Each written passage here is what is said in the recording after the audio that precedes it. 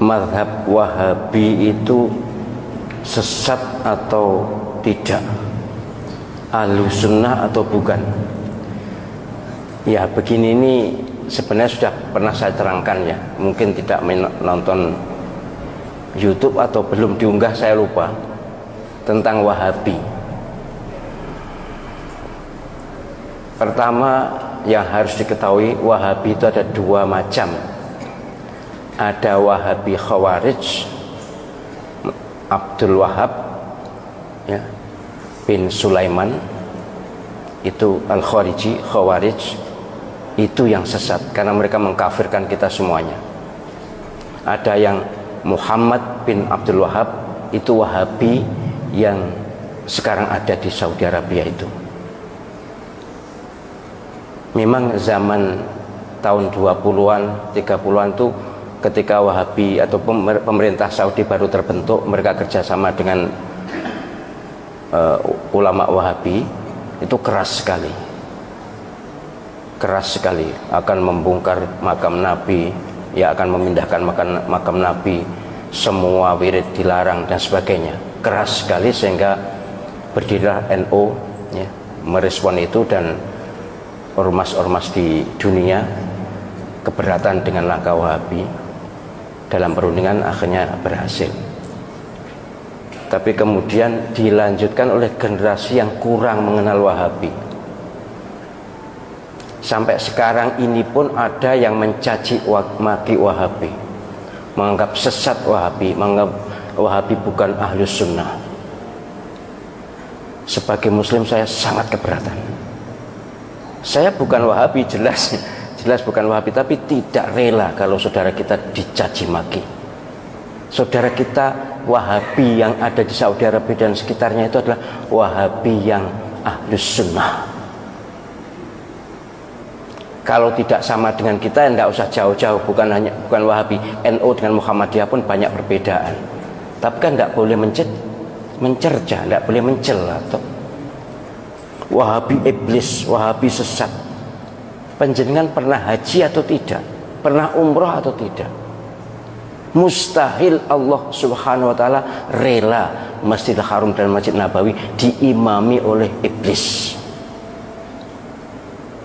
Imam Masjidil Haram, Imam Masjid Nabawi, salah satu guru Al-Quran saya adalah dari Masjid Nabawi. Itu adalah orang-orang soleh, orang-orang baik. Wahabi mereka, pasti Wahabi mazhab akidahnya, tapi mazhab fikihnya Hambali. Jadi kalau mengatakan sesat, bahkan ada yang Wahabi itu ciptaan Yahudi. Benci ya benci, tapi jangan ekspresif dan jangan keterlaluan. Panjenengan nanti akan malu di depan Allah SWT. Mustahil, sekali lagi, Masjidil Haram diimami oleh orang yang sesat, mustahil. Mustahil Allah SWT ridho Masjid Nabawi imam masjidnya adalah orang-orang sesat.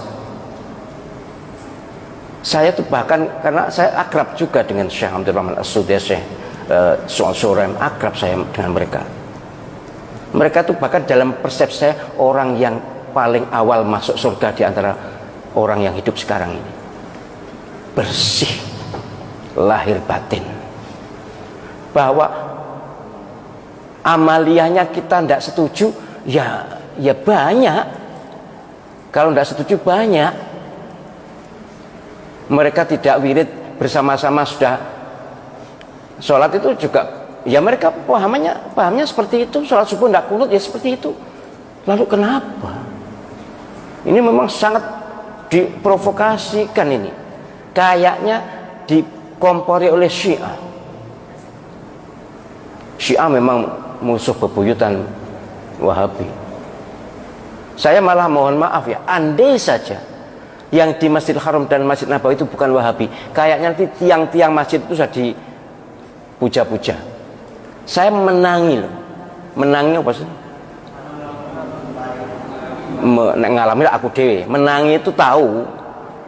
Tahun 86 ketika saya haji di sana, itu ada masjid sebelah Masjidil Haram, tiang sebelah Lor Kulon, apa Lor Kulon ini? Sebelah barat laut itu dilus-lus oleh orang-orang yang baru datang itu. Entahlah apa, tapi kemudian oleh askar diusir. Jadi banyak penduduk dunia ini yang ilmu agamanya kurang, kemudian masih dilingkungi oleh faham-faham lokal. Ya kalau di Indonesia ini kejawen lah, itu memuja-muja, mengkultuskan tiangku cagak, bukan tiang wong loh ya, cagak di Masjidil Haram. Itu dilus-lus, dicium-cium. Apalagi Ka'bah, waduh sudah. Ka'bah itu pojok-pojokan wis mambu abab kabeh. Untung diminyaki terus ya, dilesi minyak. Tapi dulu gitu dulu. Karena tawaf juga masih mudah ya. Penjagaan belum begitu ketat, tapi akhirnya ya makin ketat sekarang.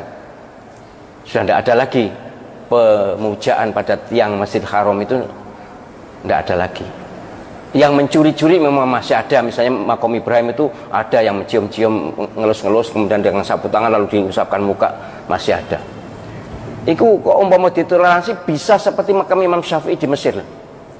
Mereka kan bukan Wahabi.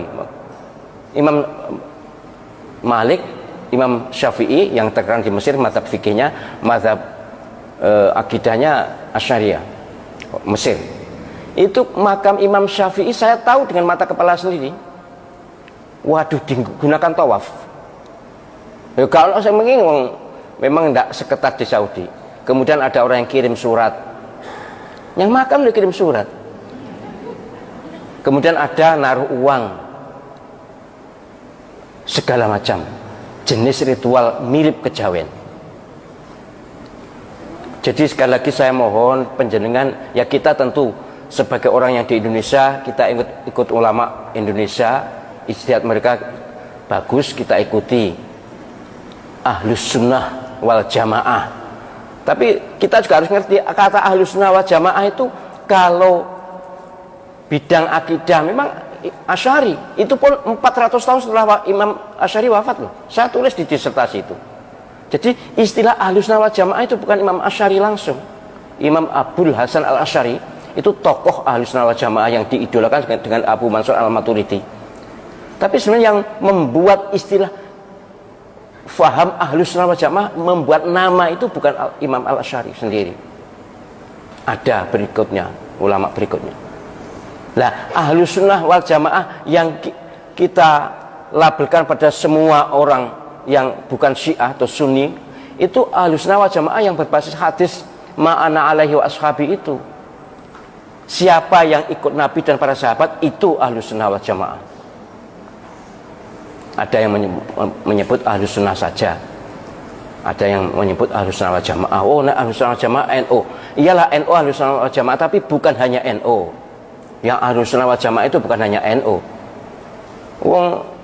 Orang Saudi, orang Mesir, orang Libya bukan NU juga ngaku ahlus sunnah wal jamaah kok. Saya itu sudah bergaul dengan segala segmen masyarakat di dunia ini, sudah tahu. Mereka juga menamakan ahlus sunnah wal jamaah padahal mereka bukan NU. Jadi orang-orang NU ya jangan merasa ahlus sunnah wal jamaah dewe. Kan ada kemarin ceramah begitu. Itu berarti kedolane kurang adoh. Nek ngajine biasanya wong NU wis tutup biasanya. Ngajine wis tutup. Sekolah mbuh tapi yang jelas kurang gaul. Saya berharap siapapun yang mengaku beriman dan Islam, jangan memusuhi saudara sendiri. Jangan memusuhi saudara sendiri. Ayo kita bersatu walaupun berbeda baju. Ayo kita kompak walaupun berbeda organisasi. Ayo kita bersaudara. Innamal mu'minuna ikhwatun fa aslihu baina akhawaykum wattaqullaha la'allakum turhamun. Ini firman Allah SWT dalam surah Al-Hujurat ayat 10. Sungguh orang-orang yang beriman ini adalah bersaudara. Maka harus damai dengan sesama saudara. Jangan kebalik, karo wong Islam tuh koyok musuh gitu, tapi nek karo wong non Islam tuh malah nyedek-nyedek, ngerangkul-ngerangkul. Tak sikut pisan kon kok. Saya tuh mohon maaf ya, berdakwah tentang ukhuwah